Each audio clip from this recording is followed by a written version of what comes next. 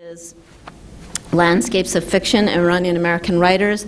And I should add that Jasmine Darzanik, who was originally supposed to be on this panel, could not be with us today. She made it to the play last night, but her mother is very ill, so she didn't feel comfortable staying another day. And for those of you who came to the play, I really appreciated hearing all the comments this morning, and hopefully we'll get a chance to do it again some other time. The panel is going to be moderated by Leah Mirachor, who's going to introduce the topic and the panelists, so I'm going to hand it over to her, and thank you. Thanks. Can everybody hear me? Yeah? Hi. I'm Leah Mirachor. I am an assistant professor of literature at the College of Worcester. It's a total pleasure to be moderating this panel. I want to, of course, thank Persis for the work of putting this conference together, but also her kind of work on the page and in the world.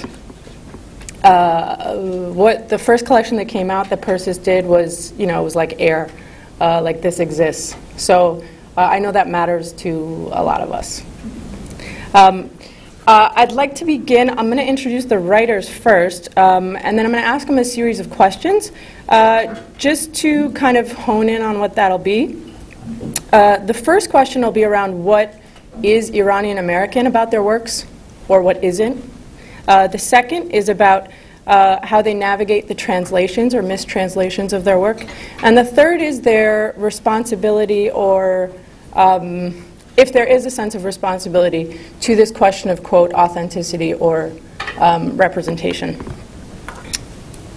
So first, Anita. Anita Amirezvani was born in Tehran, Iran, and raised in San Francisco. Her first novel, The Blood of Flowers, has appeared in 25 languages and was longlisted for the 2008 Orange Prize for Fiction. Her second novel, Equal of the Sun, was published by Scribner in 2012.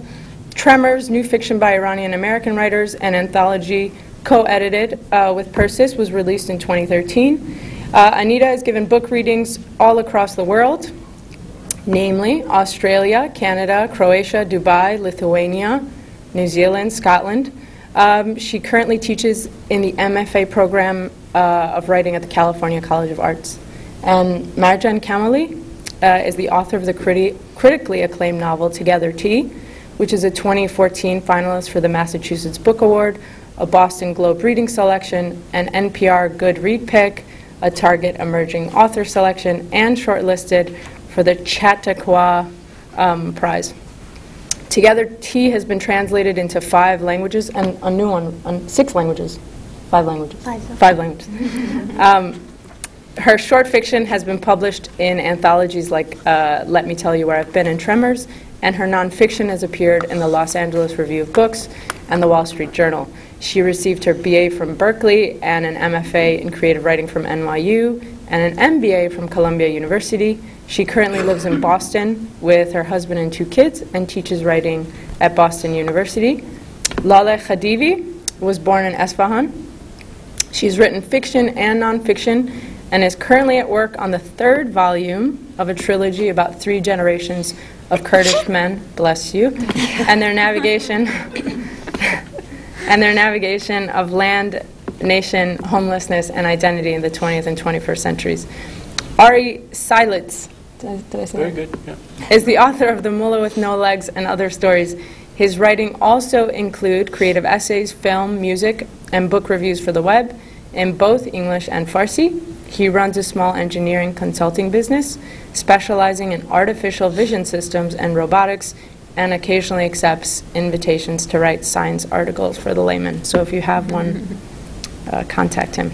I guess I've asked all the writers to prepare an excerpt, 5 to 7 minutes of their work, and if we'll just kind of go down the line. Anita, would you like to start? I think I'll go up there so Great. I don't have to yell. Excuse me.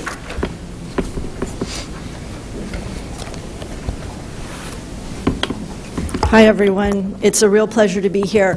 I have to tell you, I feel like I'm completely buzzing since yesterday. The conversations have just made me so excited, and I found myself in bed at about 12:30 last night, unable to sleep because I was still thinking about everything everybody had said, and then popped up at 6 a.m. again. So I'm really excited to be here and eager to talk with you all and share with you all and learn from you all about the things we all care about. My novels are set in the 16th and 17th centuries, and I've sort of been stuck in the pre-modern period in Iran. I'm going to read to you, though, from a huge leap I've made time-wise. I've actually made it to the year 1907 with this excerpt. So I feel like, oh, I'm so modern now. I'll admit to you, I'm not exactly sure what I'm going to do with this excerpt, if anything. Right now, I'm just exploring some ideas.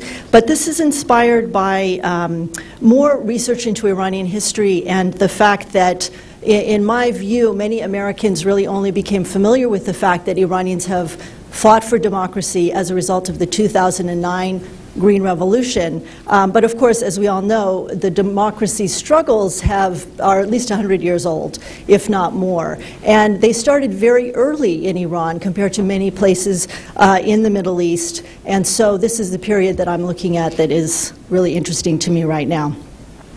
I'll start in the middle of a scene here and just want you to know that about my character. Her name is Zoya. She's 20.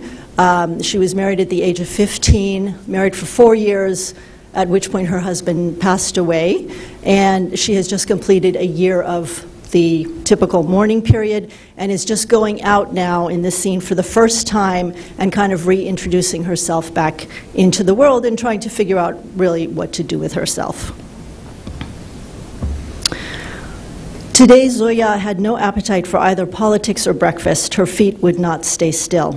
She told her parents she needed to leave early to buy her aunt a house gift. Wrapping her body in her black chador, she said goodbye and stepped outside into the garden and then through the tall gate that sheltered their apartment house from the street.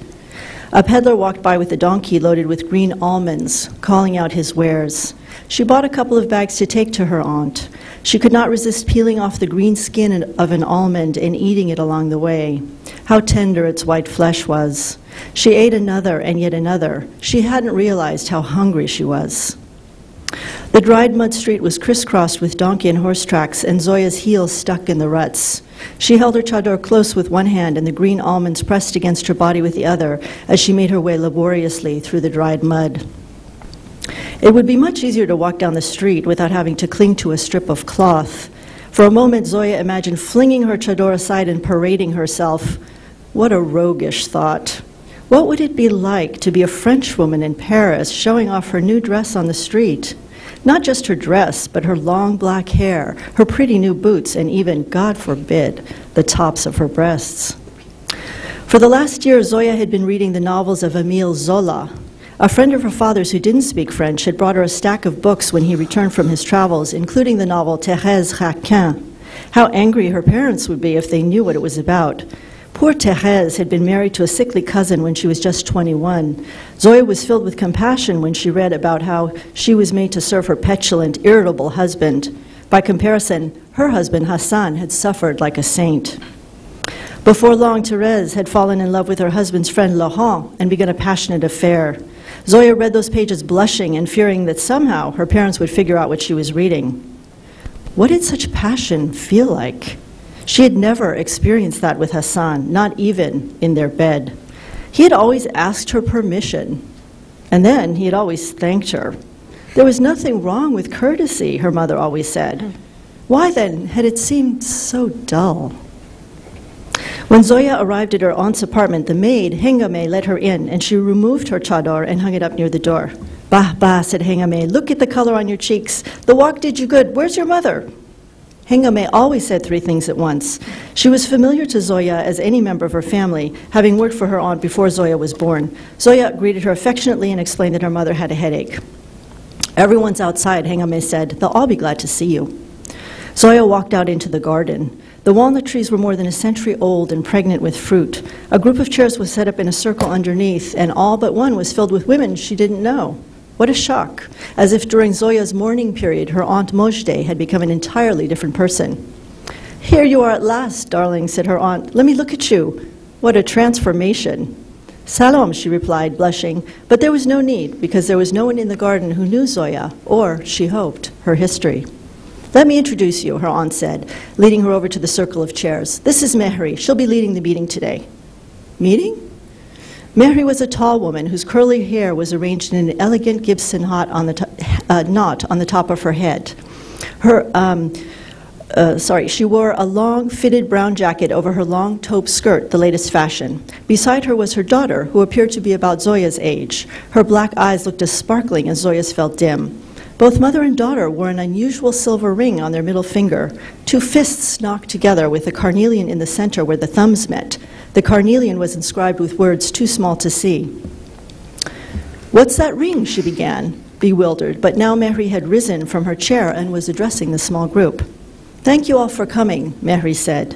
"My sisters, we all know of the earthquakes that strike our country, reducing bridges to rubble, pushing rivers off their course, and shaking even palaces down to dust.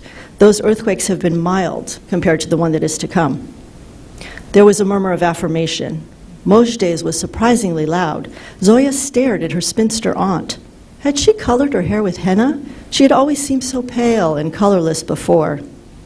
Mehri continued, "Even as our men seek to shake off royalty, we women are told we are too ignorant to participate in politics. And in the main, that's true. But imagine, just for a moment, what your life would be like if you couldn't read. Books had helped Zoya get through the last year, books alone.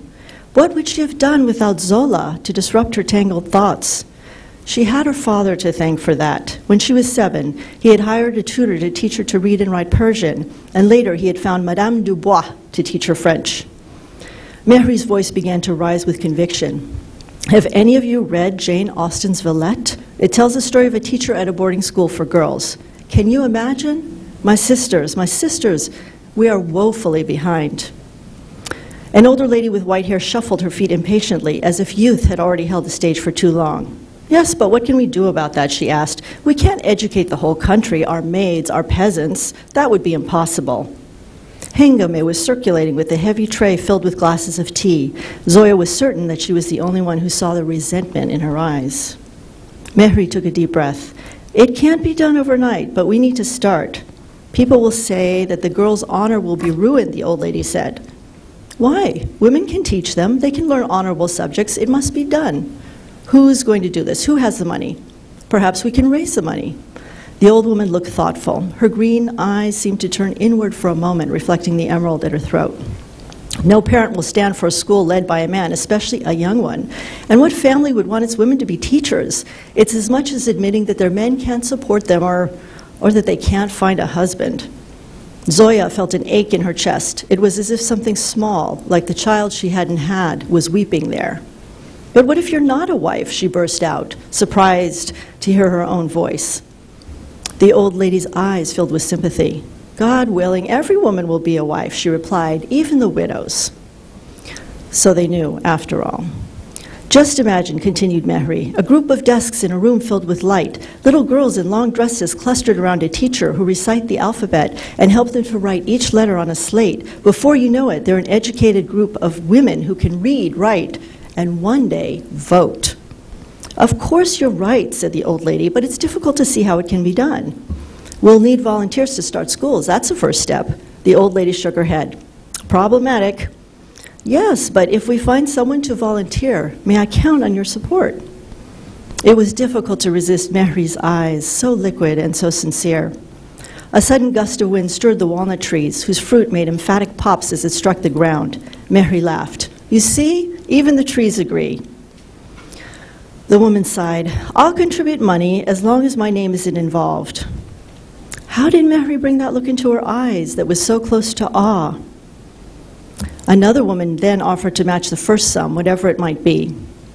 "Thank you. Now we just need volunteers," Mehri said. "Who among us is willing to start a school? You know my situation. Because of my husband, I can't do it myself, nor can my daughter, but we can assist and advise." There was a silence which lengthened. The other women averted their eyes while Zoya dug into the soil with the toe of her boot. She unearthed a worm which looked so naked that Zoya wished it had a shell. It inched forward uncomfortably in the light.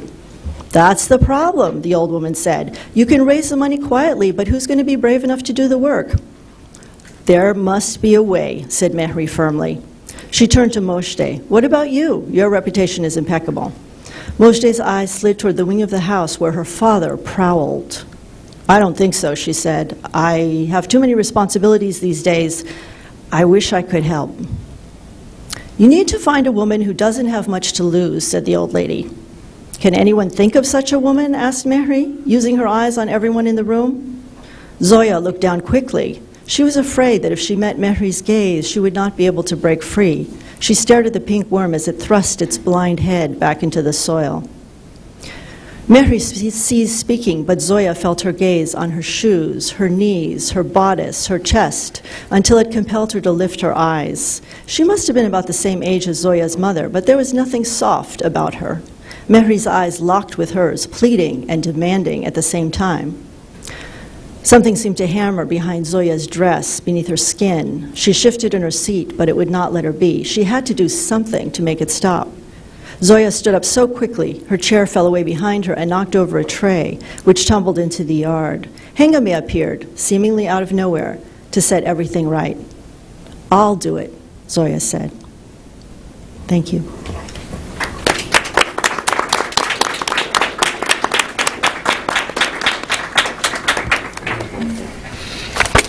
Okay, I'll do the same thing. Good idea.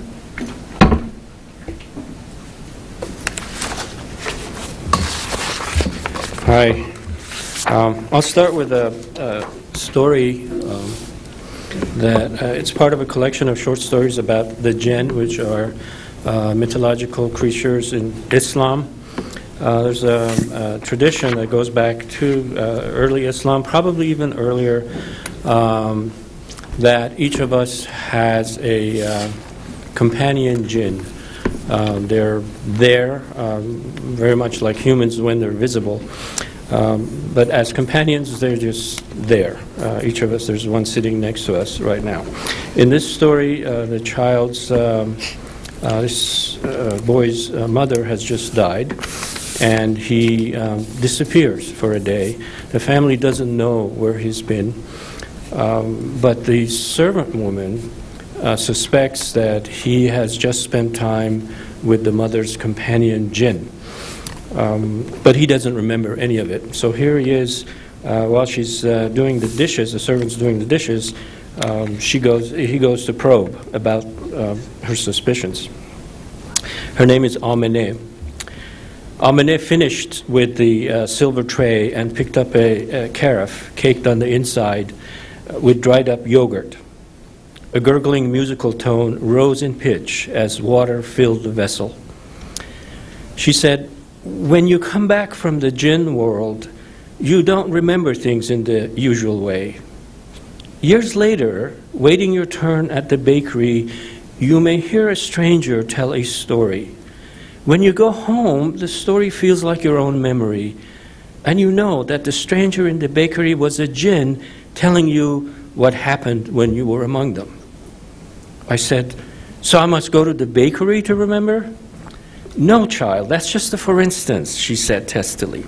"Sometimes you may imagine a story and somehow know it's really the jinn speaking.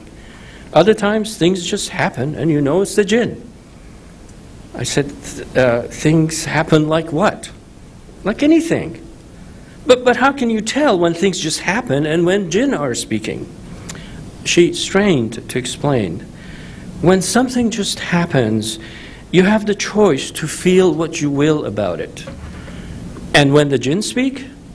When jinn speak," her voice broke as though she was holding back tears, "it becomes unbearable not to listen." The last time I had heard Amineh in a tearful voice was when her husband died. Maybe it was better to stop asking questions and leave her alone. On the other hand, abandoning her to her sadness didn't seem fair. "Do you hear the jinn often?" I asked. She wiped her eyes on a sleeve and looked around cautiously. "In the name of Allah," she said, "to scatter any non-Muslim jinn that may overhear us." One night, just after my husband, God show him mercy, had the accident, I woke up and saw his companion jinn snoring on top of me. Goosebumps sprouted on my arms. What, did you scream? No, I didn't want to wake him up. Was he a Muslim jinn? I asked urgently. She picked up the bottle brush and twirled it in the carafe until it foamed over with soap. I felt him down there, she whispered bashfully, circumcised. Thank God, I breathed. But she said, that's the only time I remember him in my normal memory. The rest of the time I recall him in these other ways. I said, the rest of the time he still comes to you? Every night. God, what does he want from you all naked like that? What any man wants from a woman, you're old enough to know. And you let him? I asked wide-eyed. She tossed me a dry cloth. We need someone to take care of us, me and the baby. But there has been no marriage between you and this jinn. Why, we had a magnificent wedding, she declared, insulted. He is king in his own village, you know. We live in a house with servants. Does that mean you can ask him what I was doing in our house earlier? I asked eagerly. I don't want to bother him, she said. Our servants will do it. I began drying as she rinsed. Okay, I think I have a couple more minutes. Right? Okay. This is a story from the mullah with no legs called The Butcher. Again, it has to do with Islamic mythology. The call to noon prayer was beating down from the sun. A laborer mutters his devotion in the scant shade of a sapling. Guide us along the straight path, the path of those you have favored, not of those with whom you are angry, not of those who are lost. Enough playing and sightseeing at the marketplace. Time to go home for lunch. I had spent the day watching the grape flies at the fruit seller's shade. They float silently in the fragrant air, their wings blurred around them like halos. They read your mind. Try to grab one, and it has already drifted serenely out of the way. No hurry, no panic. They know the future. On the short walk home, memories of the fruit seller's paradise are already being bleached by the sun. Guide us along the straight path. Why do we need guiding along a straight path, I wonder? It's the little boy. I reach the house, but the gate is locked. I don't feel like knocking. There's an easier way. The neighbors are building their house, and there are piles of bricks everywhere. After many trips back and forth, I have enough bricks to make a step stool with which to climb the wall into the house. My arms are scraped pink by the effort. I sneak into the kitchen and try to startle my mother. You better go put those bricks back before the neighbor sees them, she says. The next day, I pass by the fruit sellers and go straight to the cobbler's tiny shop. A pair of my mother's shoes need mending. The cobbler flashes a 2 with his fingers and goes back to the shoe at hand. His hair and beard look just like the bristles he uses on the shoes. I'll wait for them here, I say as I pull up a stool. He does not hear me. The walls are covered with unfinished shoes waiting to be sold. They look like faces with their mouths wide open. They're shouting at each other, I say, pointing to the walls. The cobbler cannot hear them. He is deaf-mute. He emphatically flashes 2 fingers again. Come back in 2 hours. So I walk next door to the butcher's shop to look at the ghastly picture on his window and try to figure out what it means. I hesitate to ask him. Some things are better left alone. The butcher is a decent man. He has to be, for he is entrusted with doing all our killing. Even though we pass on the act, we're still responsible for the deaths we cause. The killing must be done mercifully and according to the rules of God. The killer must be pure of heart and without malice for the world. Our butcher was a man of great physical and moral strength. My mother said he reminded her of the legendary champion Rostam. Rostam was so strong that he asked God to take away some of his strength so that he would not make potholes wherever he walked. The butcher was very big. Every time he brought down the cleaver, I feared that he might split the butcher's block. His burly hands carried the power of life and death, the carcasses hanging on the blocks on the hooks, and the smell of raw meat testified to this. Above the scales was a larger-than-life picture of the first Shiite Imam Ali, who supervised this Judgment Day atmosphere with a stern presence. Across Ali's lap lay his undefeated sword, Zulfiqar. But the true object of my terror was the picture on the shop window. A man was chopping off his own arm with a cleaver. The artwork was eerie, as the man's face had no expression. He stared blankly at the viewer while the blood ran out. This was the butcher's logo. Underneath it, the most common name for a butcher shop was beautifully calligraphed: Javan Mard, man of integrity. I had asked my mother what the mutilation signified. She said it was a traditional symbol attesting to the butcher's honesty, but she could not explain further. Is the butcher honest? I asked. Yes, he's very honest. We never have to worry about spoiled meat or bad prices. He would rather chop off his own arm than be dishonest. Is that what the sign means? Yes, my mother said. What about other shopkeepers? What have they vowed to do in case they're dishonest? Thank you.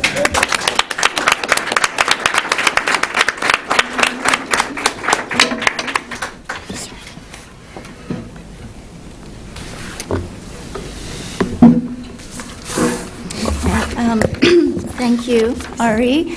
It's always fun to laugh on an early Saturday morning. And I'm thrilled to be here. I am going to thank Persis because she's for decades fostered our community. And one of the first pieces I had published was in one of her anthologies. So I'm part of the crowd that feels a debt to her. So I'm Marjan Kamali, and my novel is called Together Tea. And it came out a little less than a year ago. It's been quite a journey since then. When I was in my 20s, I was getting an MBA. And, you know, that's because I took the LSAT, the MCAS. You know, I was going to do all the things you're supposed to do as a child of immigrants. But I ended up in business school. I always wanted to be a writer. And I had studied English Lit in my undergrad years. And those of us who had a liberal arts background were taken to this thing called math camp, and to bring us up to speed on statistics and calculus and things like that. And it was in math camp that I was introduced to this thing called Excel. And I was learning how to use the spreadsheets, you know, to find the bottom line of a company. But of course, I wanted to be a writer, so I started to daydream. And on my mind was the concept of khasagari, for personal reasons. I thought, what if, you know, this Iranian mother used Excel spreadsheets in order to find her daughter a husband? And right then and there is when Together Tea was born, so I started to write what I thought was a short story. And then when one of my old professors came to visit, you know, and we had coffee, and he kind of insinuated I was a sellout to be getting an MBA and on my way to Wall Street. And I said, no, look, I wrote the short story. And I showed it to him, and he said, well, you know, that's the first chapter of your novel. And I said, no, you don't understand. I'm not doing that anymore and all this stuff. But he was right. It was the first chapter of my novel. And Together Tea is basically the book that was the book I wish I had when I was growing up, because when I was growing up in the U.S., I didn't see Iranian Americans represented in fiction. And later on, there was this period of memoirs coming out. But I just wanted to read about a family that, you know, ate ghormeh sabzi and knew tarof and went through the same ups and downs of assimilation as many other families, but that kind of book didn't seem to be as prevalent. I think it's more prevalent now. So the family in Together Tea leaves Tehran right after the first years of the war, and they move to New York. And the father, who's a doctor, works in a pizza shop for a while until he gets his American, you know, medical licenses. And the mother, Daria, doesn't adjust as well. She misses Iran. She misses the mother who died in a bomb there. She misses the father she left behind. And I wanted to show this dynamic of an Iranian-American couple where one is happy to be here and the other wants to go back. And they have 3 children, 2 sons, and a daughter, Mina, who is the object of the mother's spreadsheets. So it takes place in New York City and in Tehran, and the scene I'm going to read for you is one of the Tehran scenes. So it's one of my post-revolution, early war scenes, which are really different than the more lighthearted New York City scenes. But the reason I'm reading it is because we talked about Tarof yesterday, thanks to the lovely editors of Bitarof. So this is Batarof. And this takes place in Tehran in like 1981. For Mina's 10th birthday party, Daria measured and rinsed rice all morning. She crushed strands of saffron, then soaked the rice in dissolved saffron powder, delighting in each and every orange-yellow grain. Baba climbed out from under the dining room table after hiding wine and whiskey in a picnic basket under the tablecloth. Mamani came early to fry the onions. Sohra, the maid, sat in the kitchen and dabbed her forehead with a rosewater-dipped handkerchief, moaning about all the work still left. Human and Kayvon swept and hosed down the front steps. Mina seeded pomegranates for her mother's walnut stew. Her stomach fell at the thought of her 10th birthday party. At any minute, the Islamic Revolutionary Guards could barge in, seize the illegal alcohol, arrest her parents for forbidden music and dancing, and detain everyone. Baba would be handcuffed, Daria would faint and fall to the floor, Human and Kayvon would get flogged, and Mina would end up crouched in a corner, a ball of misery. Mina prayed for the guards not to discover her party. She also prayed with her eyes squeezed shut for Saddam not to pick her birthday night to bomb the city. Everybody helped. Relatives and neighbors gave Daria their ration coupons for meat and eggs. Aunt Firuze came over in her billowy rupush. Take my kerosene coupons, Daria June. Keep your house warm. Your uncle Jafar, as you know, lives like a horse and can't stand too much heat. Besides, he's been talking about rice pudding for 3 weeks now. I'm ready to hit him in the head. I keep telling him we don't have enough milk. Aunt Firuze, don't say another word. Please, take my milk coupons. Daria searched for her ration book. No, I wouldn't dream of it. I just mentioned it because, well, I couldn't take just a few of your milk coupons. I mean, you with those 2 growing boys and that Mina of yours turning 10. No, I don't expect anything in return for all our kerosene. Aunt Firuze, please, I beg you, take it. I won't sleep at night until you do. Mina heard them insist with exaggerated politeness in the traditional style of Persian tarof. She remembered a few years ago she'd embarrassed her mother at a family gathering because the hostess had asked her if she wanted a piece of cake, and she had said yes. Never, Daria had whispered in Mina's ear after pulling her aside later. Accept anything at the first request. Wait. Mina had looked at her blankly, the spongy cake still filling her cheeks, a few crumbs on her lips, unable to speak or chew or swallow. She nodded instead and then observed, learning to master indirectness. With Daria's help, Mina learned how to use just the right amount of insistence and refusal, self-restraint and flattery. The next time they were at someone's home, she remembered the art of tarof. Do you want a piece of cake? Oh, no, thank you, I'm full. I wouldn't dream of having cake. Then the hostess asked again, please, I would rather throw dirt on my head than have you not eat my cake. Oh, no, I couldn't. You're too kind. You must, a big piece. Oh, that's far too big. You're embarrassing me. Please eat it. Look at you so skinny. You're too young to be on a diet. In God's name, no. Here, may it feed your soul. May God prolong your life, I thank you. Mina took the cake and ate it until a second piece was offered, and the tarof started all over again. The guests were told to come at 7 o'clock, so Daria knew they'd come by 9. That's how it was in the city of war. Everybody was later than usual. It took time to get ready, time for the women to cloak themselves in the now mandatory uniforms and headscarves, for the men to organize the back seats of their cars with flashlights, battery-powered radios, and bottles of water.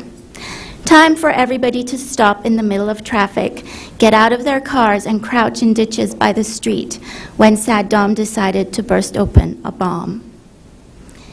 Kisses and hugs and hairspray surrounded the guests as they arrived.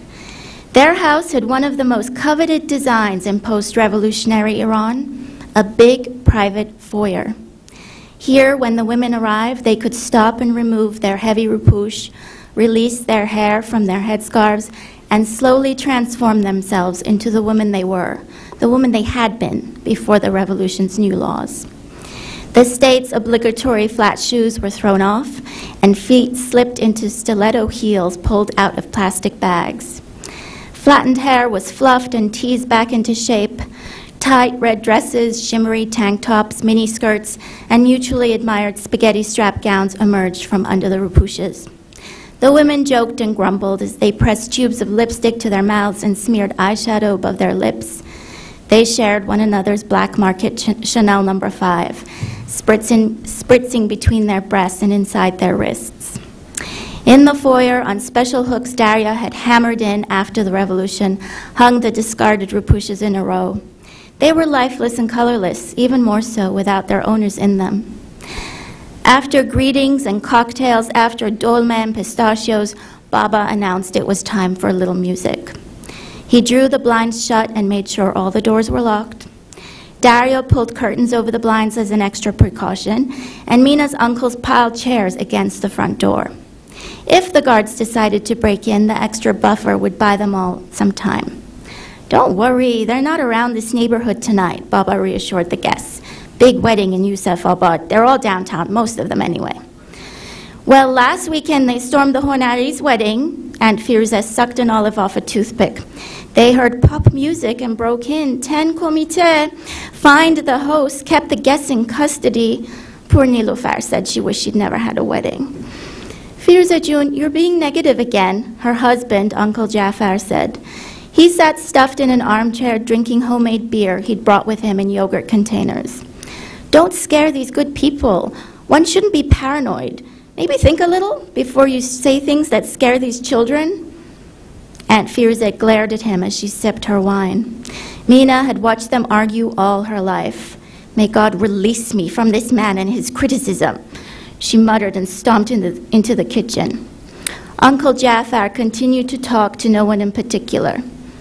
"Have you heard of Viktor Frankl? Have you read his books? He knows about the power of positive thinking." He coughed, his eyes burning from his homemade brew.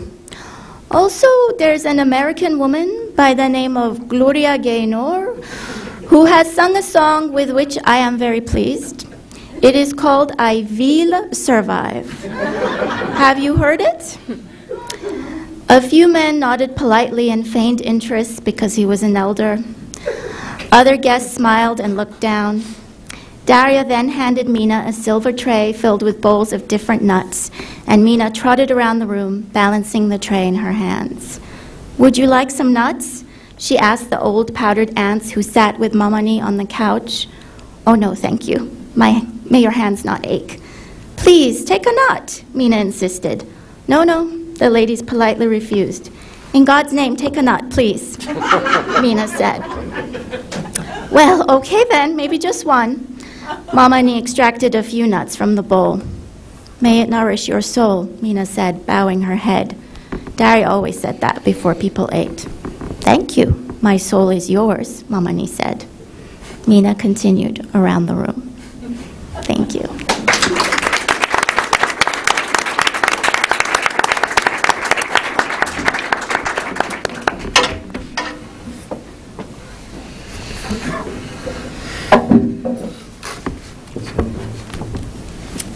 Thank you so much.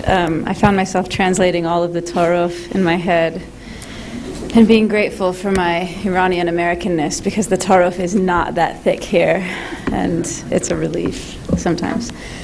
Thank you so much, Persis, for gathering all these brilliant thinkers together. I am going to read a short passage from my second book, The Walking. My primary fascination with this book was migration. And migration in the natural sense of the word, not the political sense. We are all here because at some point either our minds or the minds of our parents or aunts or uncles or grandparents decided that it was time to go from Iran. And that urge is similar to the Arctic tern that notices the days are getting shorter and it must go someplace warm. We migrate for safety and success and to push our genes through time. I write from the perspective of the we, so I am taking a great leap of audacity to write from the perspective of the people who came from Iran between the years of 75 and 86. 3 million people left. And I would like to read the passage that talks about what they did when they arrived, mostly in Southern California, in terms of work.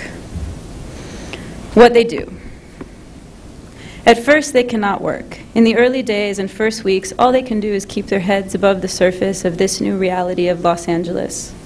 Once they take their first easy breath, eat the thick meal that reminds them of home, find their minds bored, the men slap palms to thigh bones and announce, "We must work. We have not come all this way to sit in the sun." And like that, the men and the women of the migration determined to belong, and a job will help make it so. The ones who did it all, carpentry, construction, tailors, cab drivers, repairmen, before, do it all here. When they show their faces at the jobs that require no faces, the bosses and supervisors take one look at their rocky knuckles and thick wrists, the brawn of their forearms or the skill in their fingers, and they nod. They may ask a few questions, wonder if it's a Mexican or Egyptian or Pakistani or a Greek that stands before them, but they don't actually say anything. When they cannot decide, the foreman looks back at the worn fingertips and the diligent eyes and nods yes. And just like that, the ones who did it all before do it all here, and the machinery of the city takes them in. The ones who did something in the bazaar, whose little shops traded wholesale in antiques, jewels, spices, rugs, or brass, arrive in Los Angeles, Glendale, or Santa Monica to open the very same stores they had closed just last month, or last year, in Tehran, Shiraz, and Tabriz. In the corner of these new, old shops, a samovar is always hot, and the voice of a woman dying for love floats out of an old cassette player that never turns off. The rug and spice store smells so much like home that customers stand around for hours and forget what they had come for in the first place. They trade in whatever they can get, appliances, furniture, kitchenware, fabric, and turn no customer away, glad as they are, these ageless, placeless merchants, to wake up in the morning and have a trade to make. For those who did one thing, they come here to find that they can do little at first, or nothing at all. They had given years of study and thought to the structures of bridges, the formations of laws, the mechanics of the heart's valves, and yet here their steady knowledge is not enough.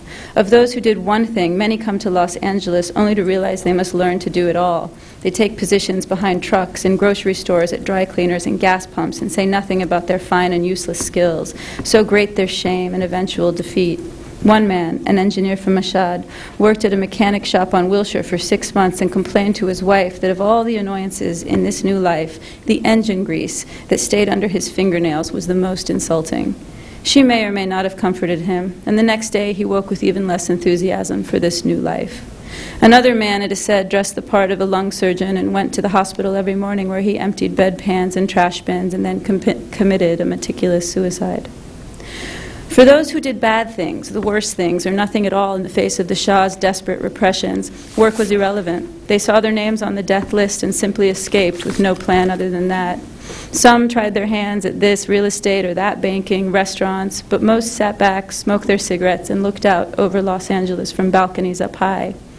A few forgot themselves, grew successful in various businesses, worked day and night for an income that kept coming, that kept nightmares of the before back. They paid their taxes, applied for citizenship, went to jury duty, and took their happy families for long walks on clean beaches in Malibu or Santa Monica, where if some acquaintance from the old country or the old life recognized them and called out, "Captain, Lieutenant, Sergeant," they would not answer. They would not even turn their heads.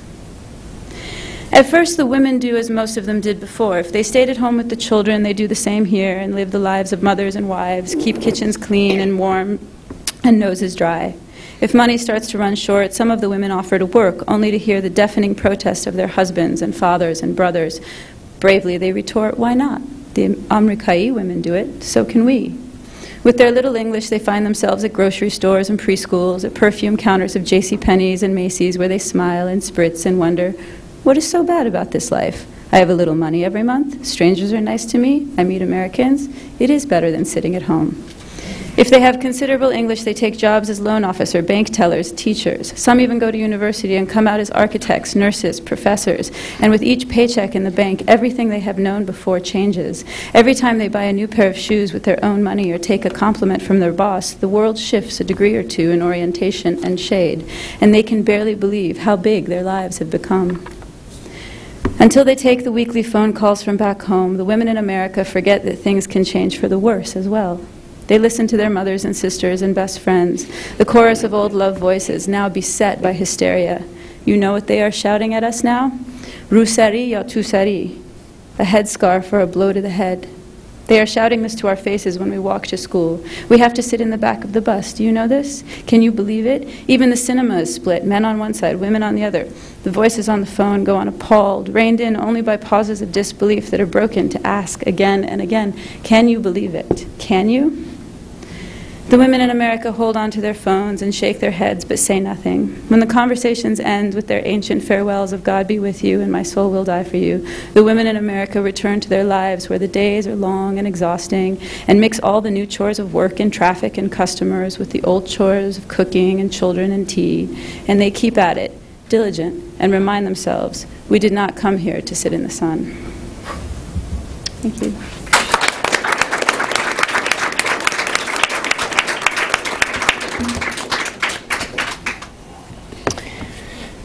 Thanks. So I know a couple of us talked about this last night. I'm wondering if you can talk a little bit about what is Iranian American in your literatures, and if it is at all, and how you might define it and its aesthetics. Are we going in order, or how do you want? However you want. Annie, would you like to start? Sure. Is my voice reaching to the back? Okay. Thank you for telling me. So I've been really thinking about this a lot since Leah posed the question. And for me, I think my original impulse to write came out of the fact that I had been in Iran before the revolution as a teenager when the United States and Iran had positive relations. And then came back to the States to start college in 1979. After which, of course, the hostage crisis occurred and relations rapidly became very negative. And this was such a formative experience for me as a young person because I had known, a sweeter time in terms of the relationship between the two countries. And when all the negativity started in the United States, that wasn't my experience at all of Iran, needless to say. So for me, the impulse to write came out of that experience. And so this is maybe a roundabout way of getting to a thought about this question, which is, for me, originally writing fiction was kind of a corrective to what I was seeing in the media and in the representations about Iran. So the extent to which I could write about Iranians in any way that widened the discourse about Iran, that didn't limit it just to the hostage crisis, the Islamic Revolution, and etc., was for me a way of opening into something bigger than those media representations and hopefully into discussions about something bigger. So I'll just throw that out there as an opening thought. Yeah, I thought about the question, and when I write, I don't try to be Iranian American. That's the furthest thing from my mind. I just want to be a storyteller. And of course, what happens, you end up with Iranian American writing because you're drawing on your past. I was born in Iran. The characters that you saw were all people that I knew. Many of them may be collaged together. But it's one of the things that I try to do is say, if would a reader still read this story if they weren't interested in Iran? They just wanted to read a good story. And that's my touchstone for a story. It's not enough to be Iranian American. It turns out to be so because your background is Iranian American. Yeah, I agree with Ari, and I don't think I set out to write an Iranian American novel, but that is what it is. And that said, I think we all want our stories to be universal and to be, not pegged into an ethnicity. However, when I was growing up, I did notice a difference in the relationships within Iranian American families and those of my friends who weren't Iranian American. And that is something I did want to explore because I felt there was an intimacy and what you could call codependence that we had that my friends didn't share. And I remember being in middle school, and in the bathroom a few girls came in and they were like, "Oh, I hate my parents." And I was so shocked. I thought, oh my gosh, that's not right. You can't hate your parents. And I realized I had a very different relationship with my parents, where there's this closeness to the point of perhaps suffocation, but there's a closeness and this kind of intermingling within the extended family. And so that was something I did consciously explore, because the mother-daughter relationship in this book, if it were a different ethnicity, could easily have been the daughter hates her mother. But I wanted it to be kind of more complicated than that. So even though I don't set out to write Iranian American fiction, I think the relationships are, by nature, slightly different and more intimate because of the culture. The question again is, what is Iranian American about our books? Yeah. If it is, if such a thing exists. Well, to be a little bit cynical, I think the term Iranian American is a marketing phrase that's used to put our books in certain categories under which they can be sold to certain audiences for using certain themes. And I agree with Ari that the obligation is to be a storyteller, first and foremost. That I happen to have been born in Iran, that I happen to have an Iranian intimate life, an Iranian home life, and that I happen to live in America makes it an Iranian American book and makes me an Iranian American writer. But first and foremost, it is a novel. Just like all the novels that have been ever written in the world, which is a new sort of thing, the novel. But the Iranian American line that is attached to it, I have found in my career as a writer to be limiting more than it has been expansive. It has sort of limited the people who read the book, and it limits the ideas with which they approach it, having preconceived notions about what Iran is, what Iran was, what Iran is going through, and then my book has to help them unpack things that they're thinking about that have nothing to do with my book. So people are reading, the question that kind of raises is, what happens when people read works of fiction for, quote, truth and actual representation, right? Mm-hmm. Wow, I can't believe this happened to you.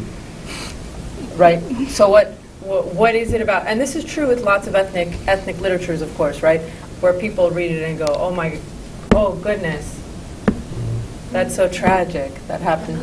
Thank you, and thank you for explaining this piece of history to me.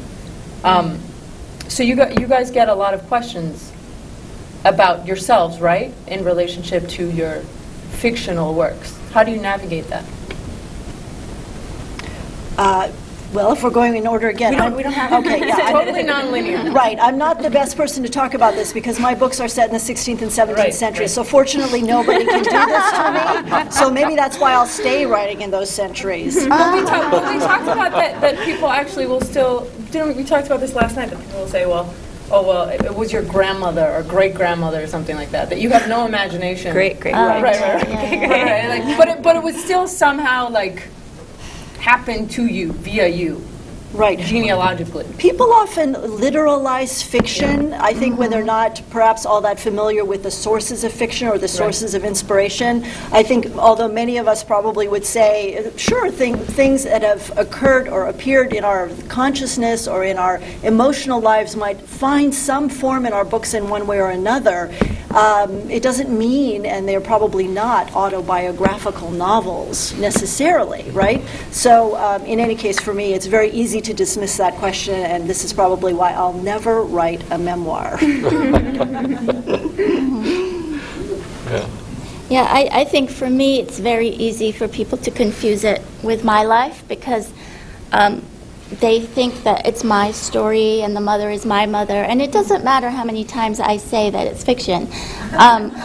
They will think it's my family, and even if I'll say, well, it's not a memoir, it's a novel, they'll say, yeah, right, you know. So I've given up on trying to discourage that notion.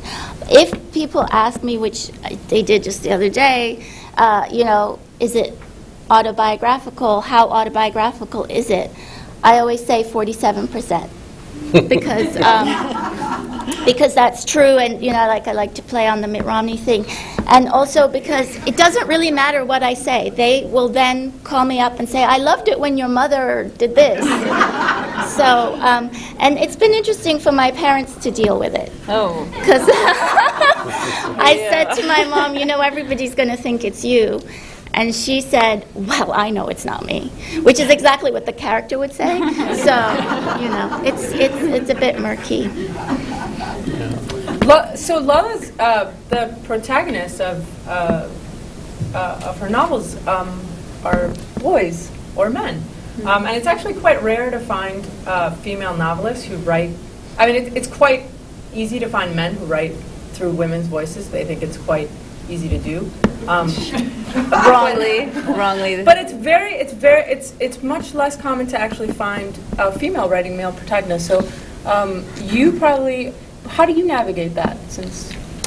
Well, I wanted to write about I wanted to write about a political transformation that happened to Iran, sort of a movement from a gathering of tribes under a Shah, and then a nation-state under the influence of the British and the French, and then this Islamic Republic. And so this trajectory through these three enormous political machines was best navigated and traveled by a man, because the women stayed at home. The women have another sphere of power. And I couldn't think up a female character that could move as fluidly and see as much. And so I had to write men, which oddly came very easily. But it doesn't stop people from asking me the questions about what do you think is going to happen in Iran, and what do you think of the new president, et cetera, et cetera.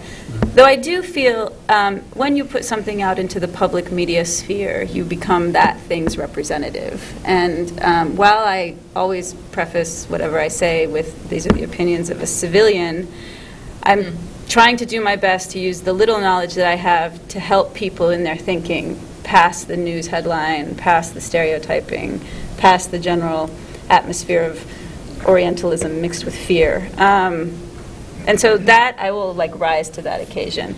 But, people do ask me, did this really happen to your grandfather? And I have to walk backwards and say, that's not my grandfather.